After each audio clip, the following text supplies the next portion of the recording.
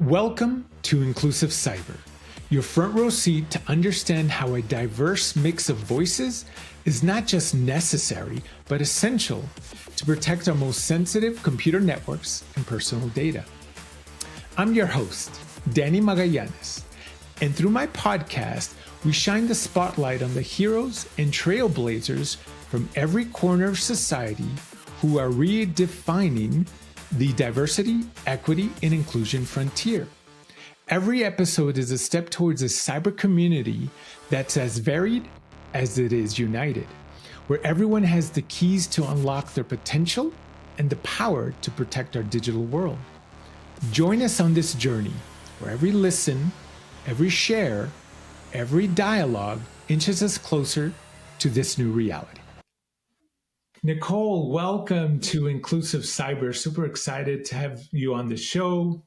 I know we virtually met through LinkedIn. I was talking about how Chicago cybersecurity events are so awesome. And then I put some sarcastic comment, you replied, and I think that's how we reached out to one another. But awesome to have you on the show. Thank you so much. It's an honor to be here. I'm glad to be included with all of the awesome guests you've had so far. I was going to say host, but you're the host.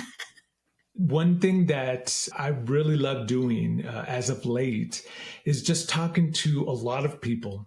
And it's funny, I am an introvert. My old boss used to, kind of freak out. He's like, "What, you're an introvert?" I really am. But you put me in a room with cybersecurity professionals and you can't get me to shut up. But you get me in a room with legal or some other profession, I'm keeping to myself and just drinking water in the corner there. One thing I really liked about your background is in cybersecurity and IT, we have a lot of challenges. And if we stick to our own to try to solve that, we might get there, but more often than not, we won't.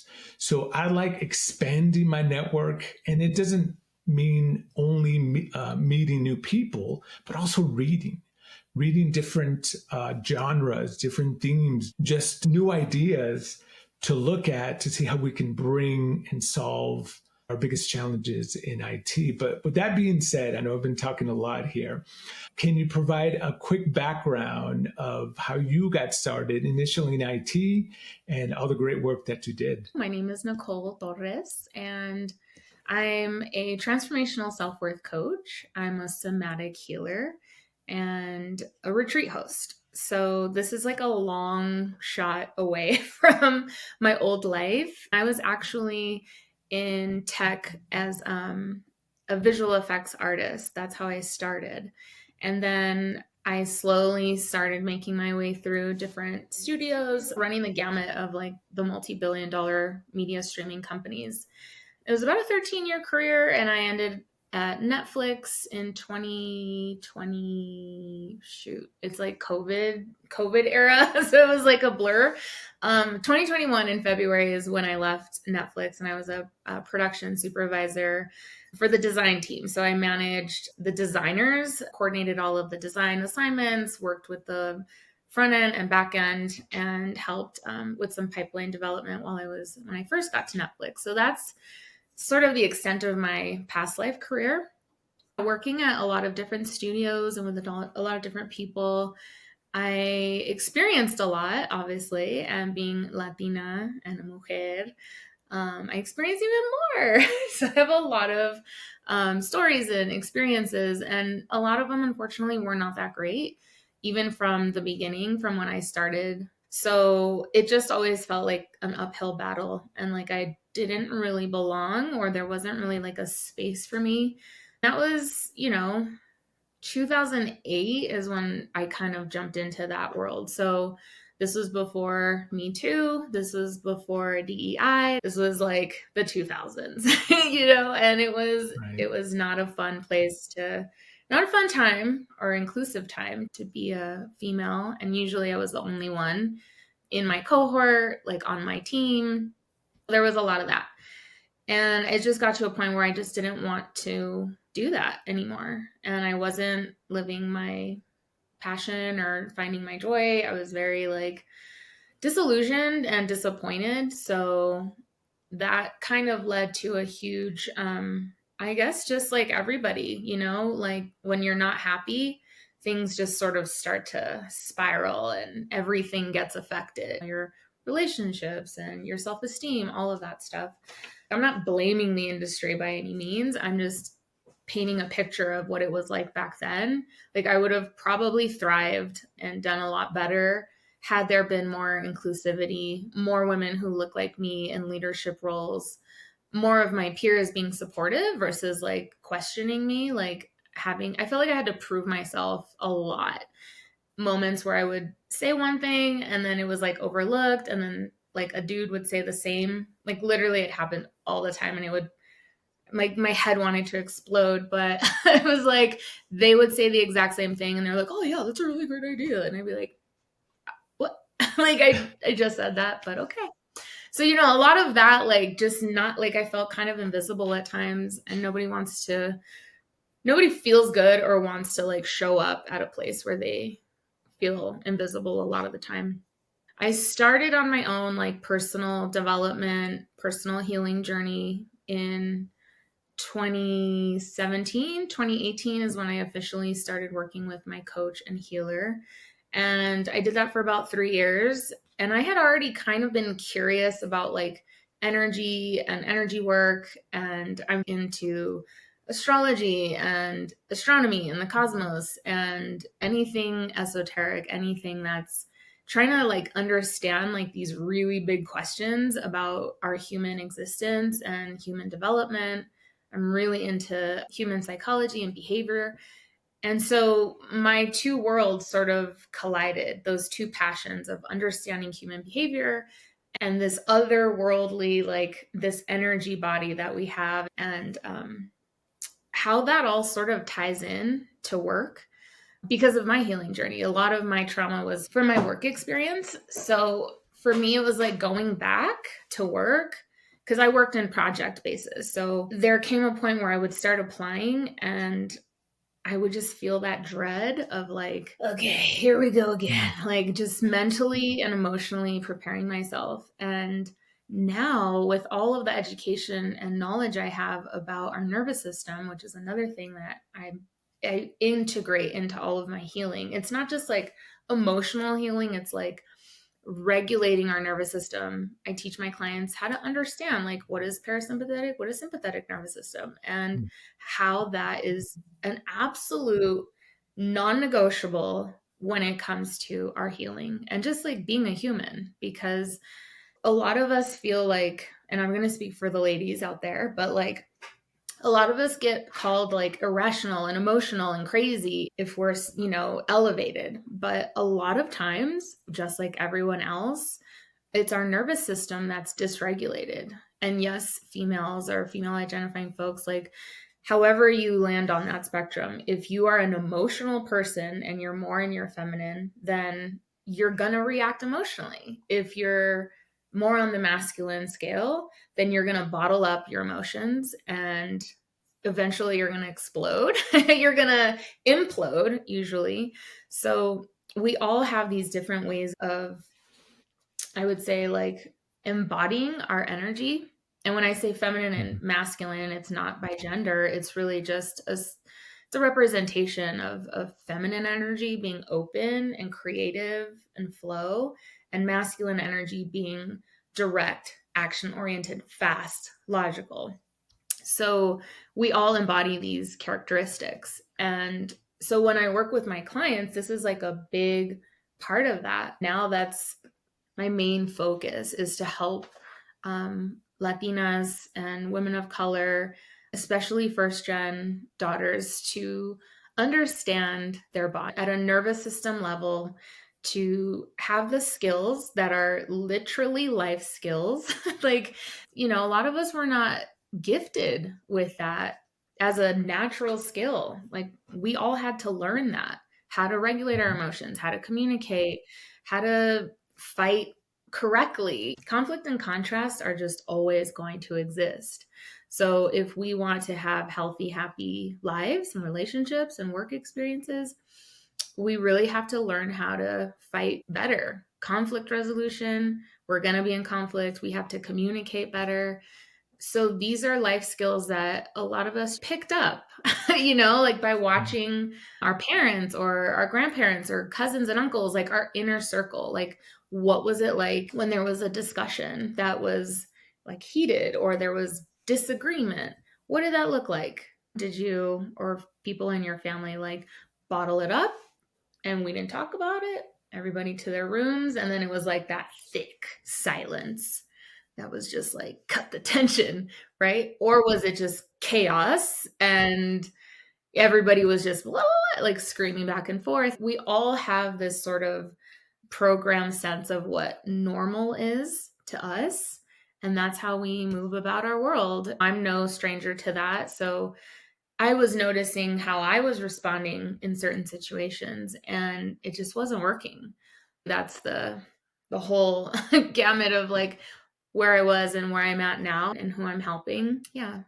So, a couple of things, well, actually, a lot of things there to unpack. But the first one is just what you just mentioned, talking about life skills. In technology, we as an industry and in cybersecurity in general, we always talk about hard skills like learning how to program, learning how to deploy certain security tools. But the soft skills are the ones that are going to achieve greatness in whatever we do. We mention those as soft skills.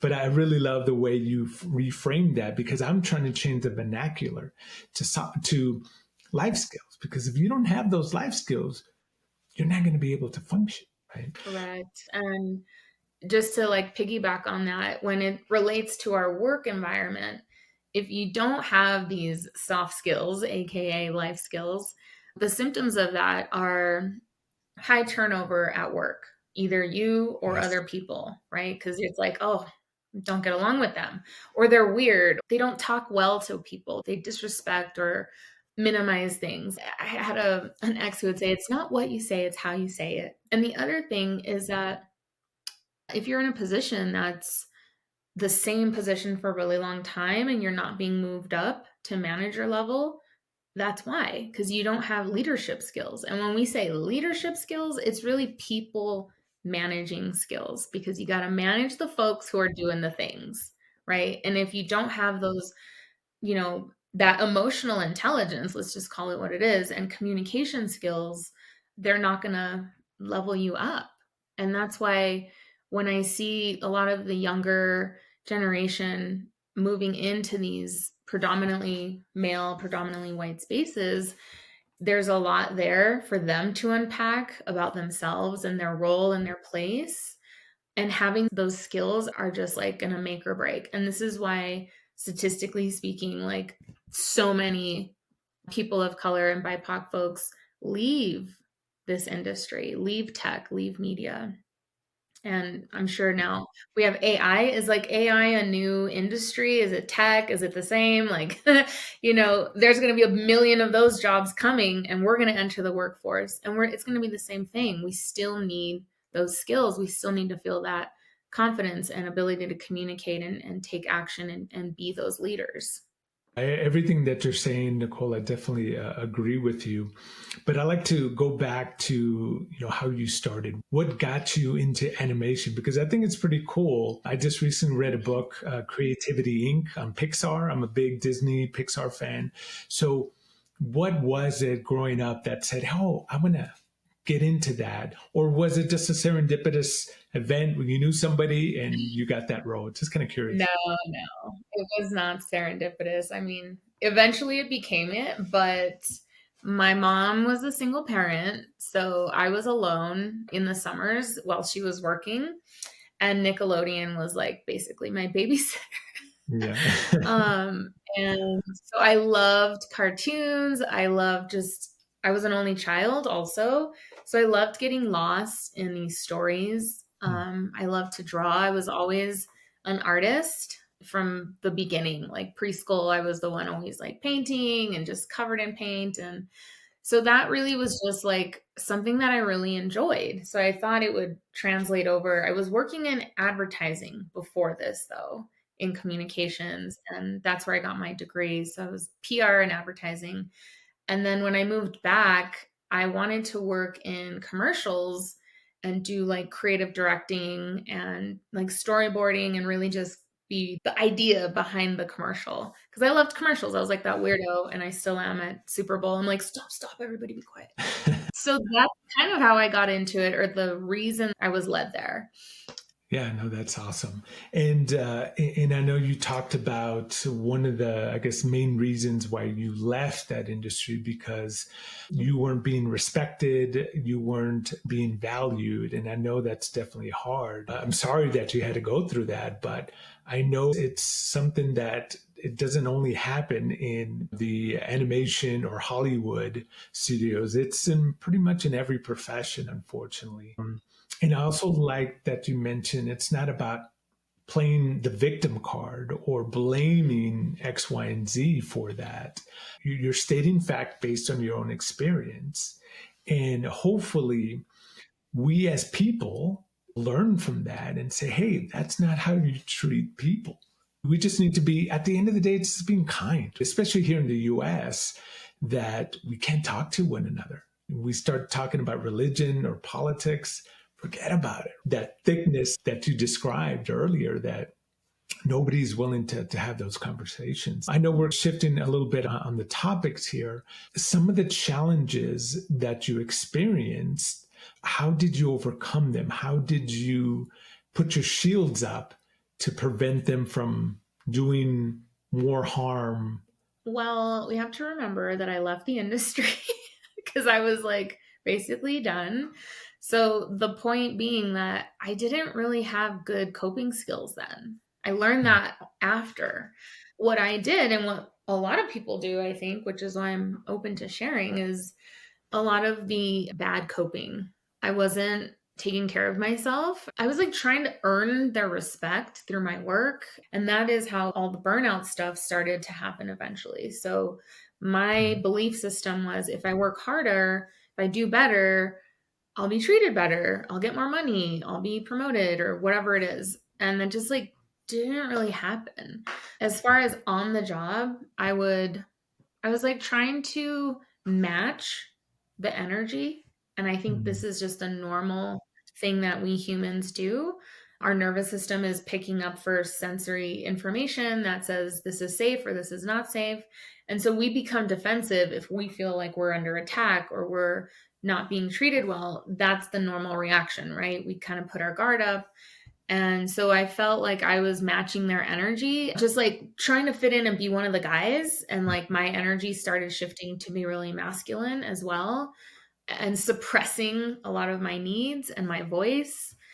And that just became part of my personality. If you've heard the statement, like, if you do a habit long enough, it becomes a pattern, and then that becomes a behavior, and then that becomes your personality. mm, That's right. basically how it was for me. But now, if you're in those situations and things are not going well, the best thing to do is to really just take some time to sit with what is actually happening. Like, what are the facts? What is being said versus what is being felt? What is being done physically or actually versus what's being interpreted? And that's the thing, is our brain is trying to convince us of certain belief systems that we hold true. Like, they don't like me, they're this, they're that. So we have to get really honest about what is actually happening and then find people who are safe, whether it's a friend or a family member or even a coworker. We have coworkers that are like our best friends sometimes. So Mm, if there are people who are safe, talk about it and share what's happening in a very private setting and get somebody else's opinion. Like, am I in the wrong here? Like, what do you think? And just, it's nice to have a second pair of eyes and ears sometimes. Work on doing things that are going to limit your stress and lower your stress responses. Doing breath work is great. It's super easy and it's free. Like, doing breath work is definitely a game changer. If you like moving your body, some people are like, they need to get the energy out. going to the gym and doing like hard lifting or doing power yoga, or if you're like really elevated, doing stretching in the morning. Having a morning routine is really important, but we're all so tired and like it's hard to put those into place, but you can just start with like one thing, and things will slowly start to shift.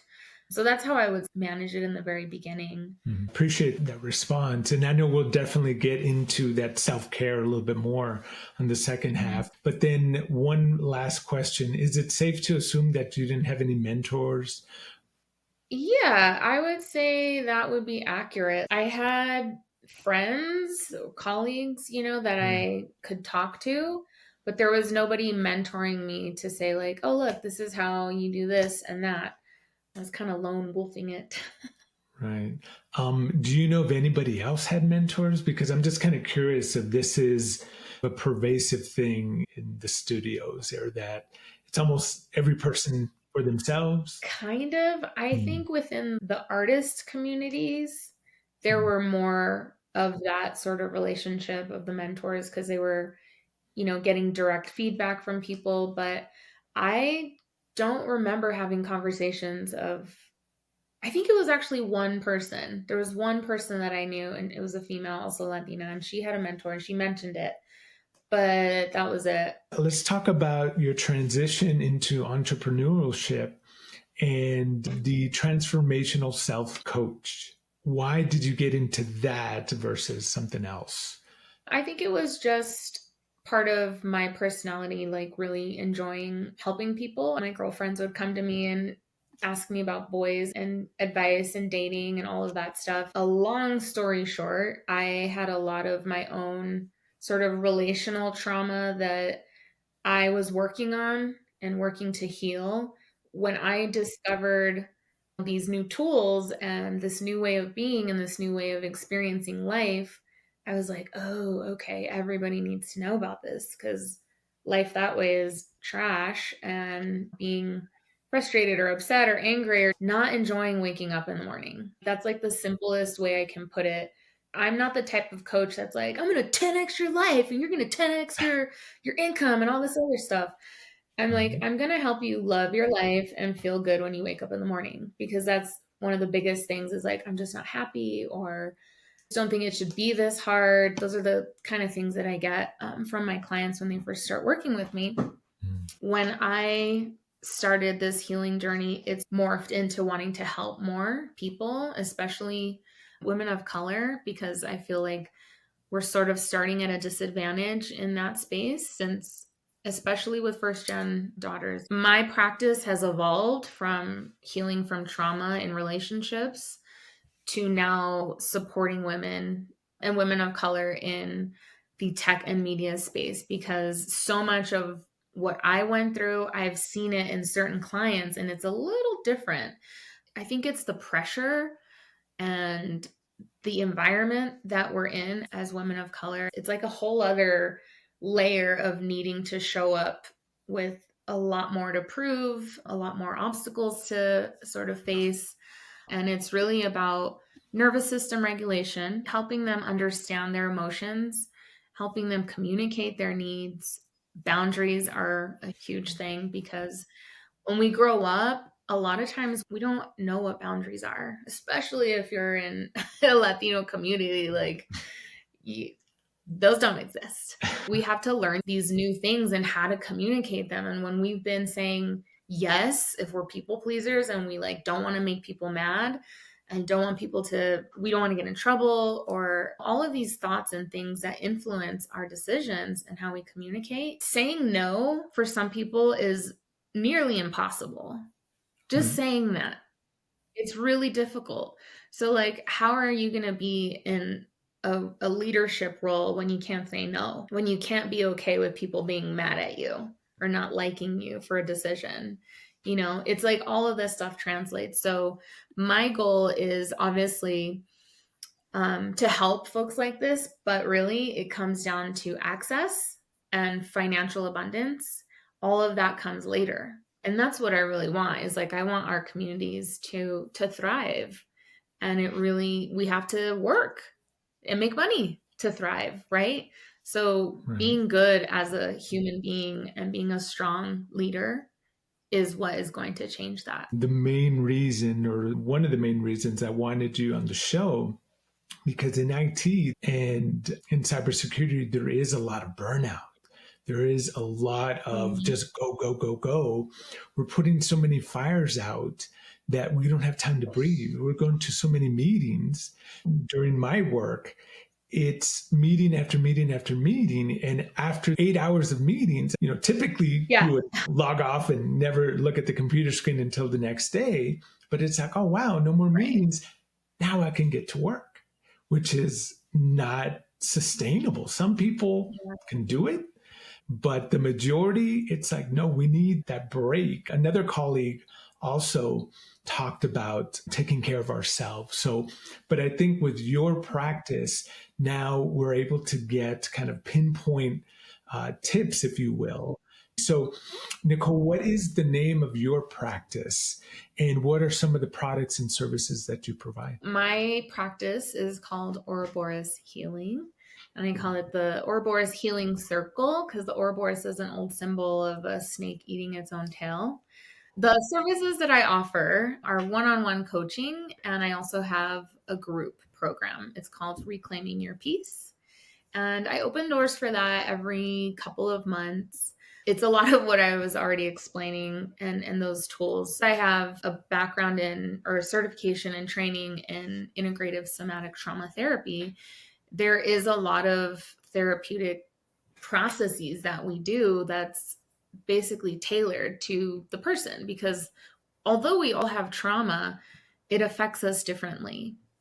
I've noticed in these sort of cerebral like industries and roles is that we expect, or not we, but they expect people to sort of be the same and respond the same and have the same Mm, sort of like level of coping, right? And we cognitively, we know that. And I'm sure leaders would be like, we know that, but that's not right. really applied. And since we all have some form of trauma, whether it's big T, meaning like severe case of trauma, or little t, which is small, consistent moments of trauma exposure. And what happens is it changes the way we respond to external stimuli. So in the burnout world, I'm going to lead this back like people Mm, who are used to high levels of stress and have that sort of like high level trauma experience, they're either going to function because it's in small little bits and they're just slowly getting used to these sort of like escalated or chaotic environments. At work, they do really well. That was me. Like, I was like a boss at doing all the things all at once. It was chaos. I could multitask like nobody's business. And I was really good at that. But what it actually was is that my nervous system was regulated to chaos.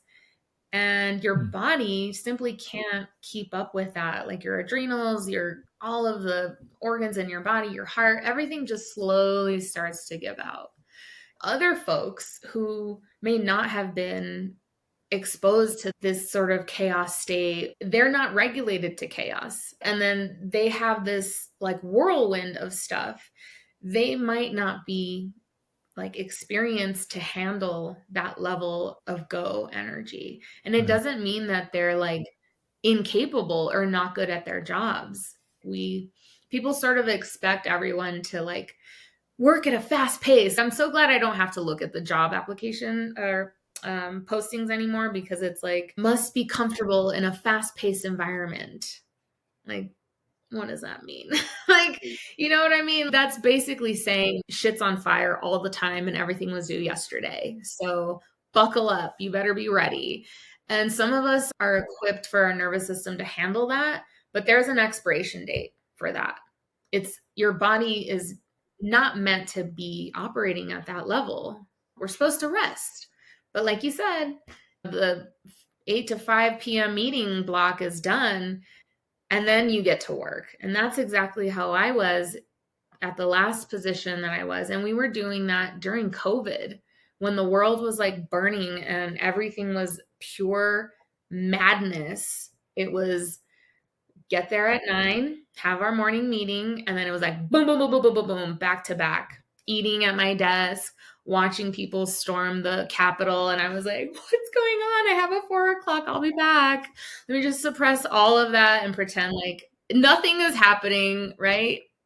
It's like everything is fine.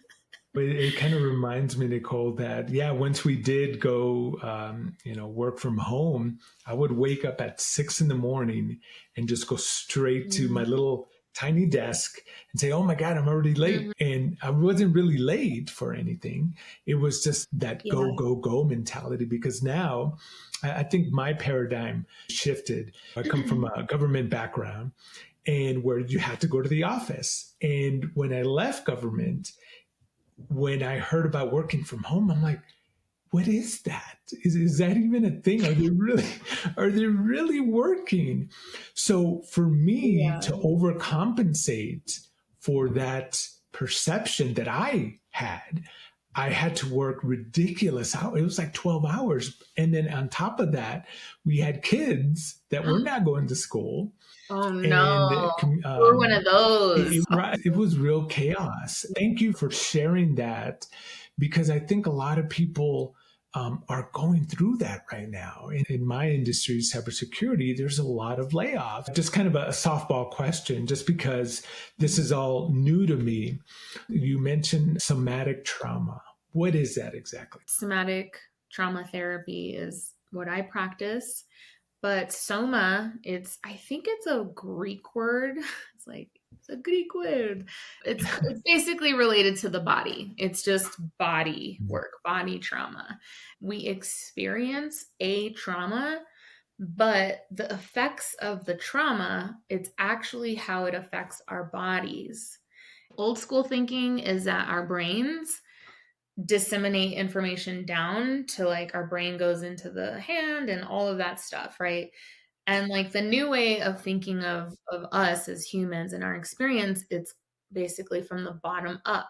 So this is where you hear like the gut brain connection, like there's so many hormones in your gut. It's both things. They're kind of talking together. So with the soma and somatic trauma therapy, I help individuals who have experienced trauma, big T, little t, any kind, and understand how it's affecting their body, how it's manifesting in their daily life. And this could be from the smallest, like most quote unquote insignificant way, is like posture. Just your posture alone is an indicator of how trauma is sitting in your body. If you see someone walk in and they're like this, obviously something is going on. As me as a person in this field would be like, I wonder what's going on with them and are they okay? And if you were to like stand up tall and take a deep breath and you connect in to what you're doing, your body and mind, the way that you feel is going to shift dramatically. So when I have clients who are dealing with depression and anxiety and they're like, "Ugh," like you can always tell like the people that are anxious are like just like crawling in their own skin and they're just really tight. So for me, it's a process of like gently walking them through like, well, what would feel like a little in between? What would feel like less this and less this? So that's like a very small example of how to like switch the body, because it's our body has to experience something first before our mind can accept it. That's why like mindset work and affirmations and all of that works to a certain extent, but you have to have a regulated nervous system for your brain to accept that. And when we're stuck in our trauma and when we're stuck in our pain, which a lot of us are, our whole country is sick. We are experiencing a global collective trauma, and this country itself is feeling that. And all of us are just like, ugh, we're just wanting to crawl out of our skin. And it's really tough because we don't get those tools to learn how to like get that stuff out of our body. So with somatic healing, I'm helping people go in back into their bodies even when it doesn't feel safe to be there, and how to like reconnect with how trauma may still be lingering emotionally in the body. And that's chronic pain, stuff like that pain in the neck where you wake up every morning, you're like, God, this pillow is trash. I need a new pillow. And you get a new pillow. $1,000 later, 7 pillows later, you're still with that pain in the neck or lower back or elbow. All of that is a manifestation of trapped energy, bad, negative, yucky energy. A lot of people are going to be like, that's dumb. That's not true. Like, you don't have energy stuck in your body, but it is true. I've worked with plenty of clients who have had those like physical pain in the elbow and the knee and all their joints and stuff. And after a session, it's gone. And that's exactly what happened to me. And that's why I became a believer in this work, because it literally changed how I felt in my body. No, that's amazing. What you're saying about, that trapped energy, I definitely agree that we have a lot of just that trauma, big T, little t. Yeah. And that this country is, it's going through a lot of trauma. And unfortunately, we're going through an election cycle this year. So that's going to be even more. I love this discussion, Nicole. I want to keep on going, but I did want to touch upon changing terminology, as I mentioned before. Soft skills change to life skills. But then there's another one. You had mentioned imposter syndrome. Mm-hmm. And you changed the vernacular on that. Can you share what's the new phrase that you mentioned and why? Yes. So a lot of people refer to this feeling of being in a space that you don't feel like you belong and you feel kind of like a fraud. So you could be doing your job really well and you're like, oh my God, I don't know, am I doing it right? Like, oh, they're going to find out that I don't really know what I'm doing. I'm only here because so-and-so helped me get here. Like, you just feel like you're an imposter. And so that has been called imposter phenomenon for quite a while, imposter syndrome. I'm already used to the new word now. A syndrome is like something that needs to be fixed. We're trying to change the phrasing and the terminology because it's more of a phenomenon. We don't really know why it happens and why it affects certain people and others not. It's not something that needs to be fixed because there's nothing wrong with the person. We're trying to remove the stigma that it has something to do with the person experiencing that. I feel like in some ways, this imposter phenomenon thing could be a good thing. You're not entering into spaces where you feel like you might not belong, then maybe you're not stretching your creative or professional edge, but not a lot. It's like, how can we see something like this and see it as like the silver linings and reframe it? So I love that you're doing that and reframing these like really big topics and big issues. Right back at you.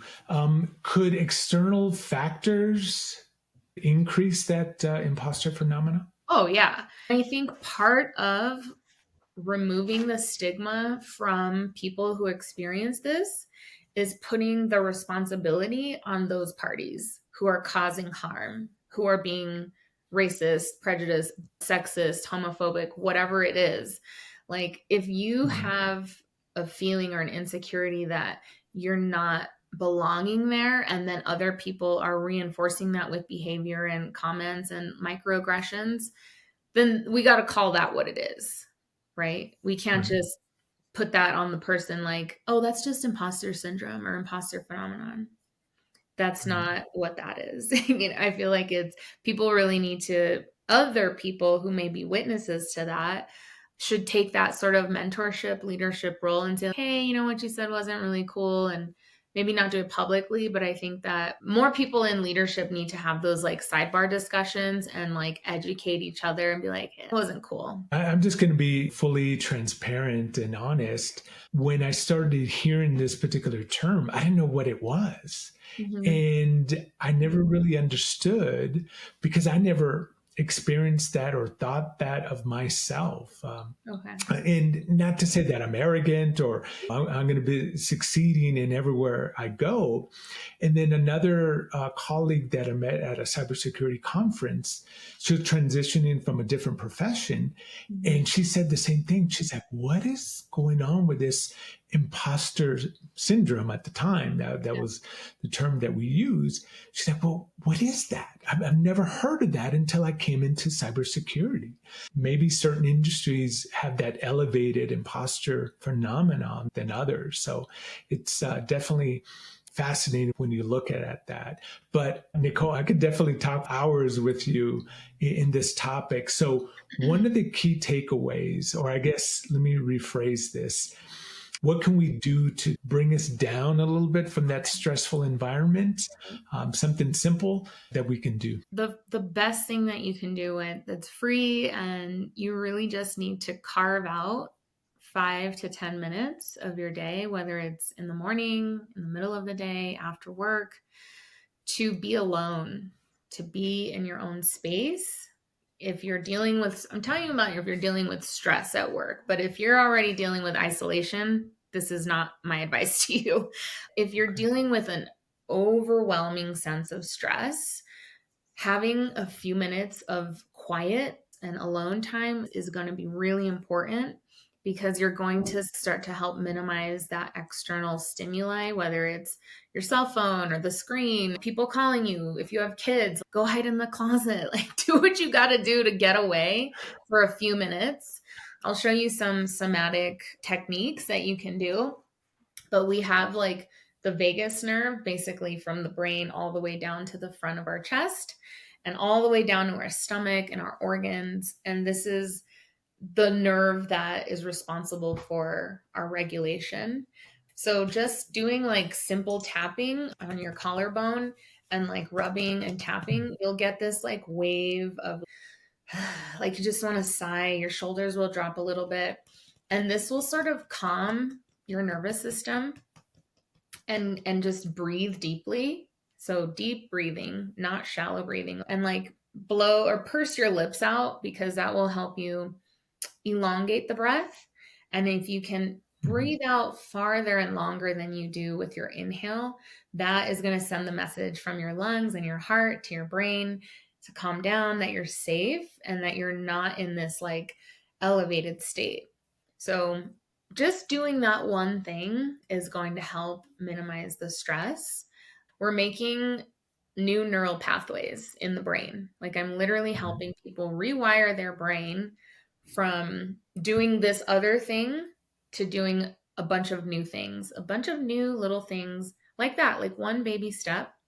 And that gets them into this sort of rhythm of being aware of their body. Thank you for that. It's something simple that all of us can practice, and especially in this kind of chaotic world that we're living in. Yes.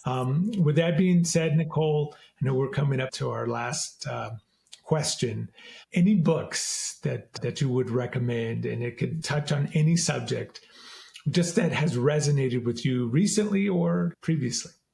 It's called the Empath Survival Guide. And this is for all of my sensitive babies out there who just have such big hearts and they want to make a difference. And they're in this world of chaos and fast and disconnection and all of this. So empaths are people who like feel things a little bit more intensely, a little bit more sensitively. It's my belief, this is just me, that empaths are created through trauma, early trauma of whether it's like neglect or, a mom or a dad who's like not really present. I think that we develop this heightened sensitivity and ability to perceive other people's energy and emotions, and like, how are they going to be today? Am I going to get this person or this version of them? And I think as kids, we adapt our bodies and our nervous system and our chemistry to being super perceptive. So if you are very perceptive and you feel extra or you feel other people's emotions, that's basically what an empath is. This is like a game changer, and it'll really help you to understand why you feel so much and how to sort of protect yourself when you're out in the world. Awesome. I'll make sure to put that in the show notes to include your company, all the products and services. This has been an awesome conversation, Nicole. I would love to pick your brain, but I think you'll be sending me the bill if I start asking Yeah, a book lot your more own sessions, questions. Downey, so you can tell other people how it goes and you'll see your nervous system start to regulate. I have a new program, or my program is opening its doors in a couple of months. I have an application to join us to see if this is a good fit. If you are either experiencing burnout or on the road to burnout and just want to learn how to manage your mind and your emotions and really regulate your nervous system, I would love to work with you. You can follow me on LinkedIn. I'll be starting a newsletter soon. I'll make sure to put all those links on the show notes as well. But again, Nicole, thank you for your time. Just an amazing episode with valuable information that we can start taking care of ourselves. And again, thank you for being on the show. Thank you. It was so fun. I really enjoyed our conversation, and I hope that your listeners and all the viewers get something, like you said, valuable out of it. So thank you.